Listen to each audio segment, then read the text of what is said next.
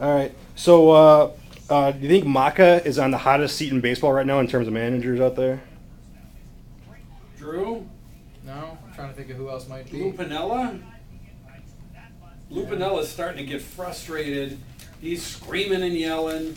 And the Cubs are as bad as the Brewers right now. I would think with a $140 million payroll, he might be worse. But Maka's seat is getting hot. Do you think Maka has the talent to succeed?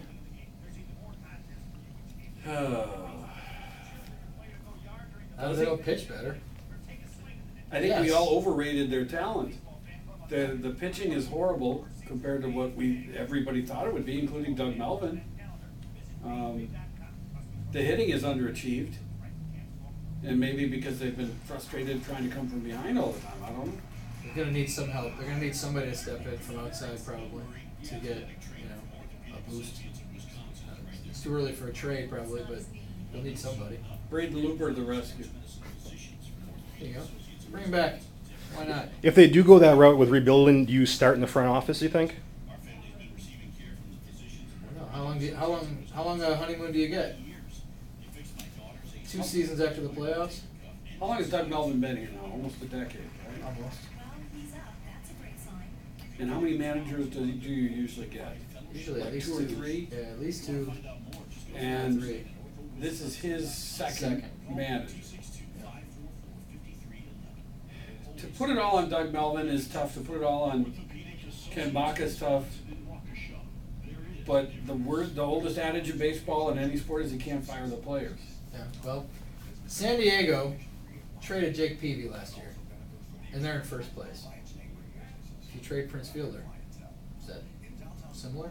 I mean, that's he's got maybe one more manager, but that's the next move that he'll make. And I think you trust him to make that decision. So that's what will define the future of the team.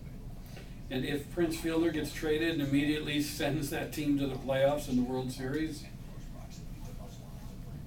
would that be the final nail in the coffin for Doug Melvin? No. Because by trading Prince Fielder, it depends on what you got back for him. But also, it's the CeCe thing. It's just what the Indians face with CeCe. You can't sign him, so what can you get? Right now, the Brewers look pretty good. Laporta's not doing anything. Right. Brantley's not doing anything. That looks like a pretty good deal for the Brewers. Looks like they won that trade. Now, can they win a Fielder trade? I don't think it's what Fielder does with his next team. I don't think that's as relevant as what they get back.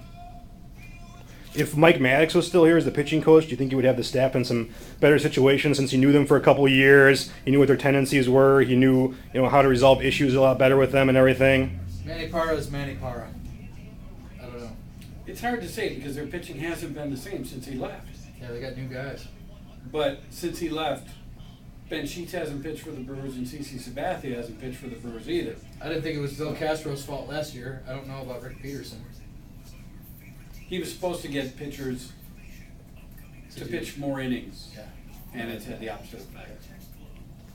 And finally, if this team clauses back into contention, do you think they have any kind of championship run in them, let alone making the playoffs?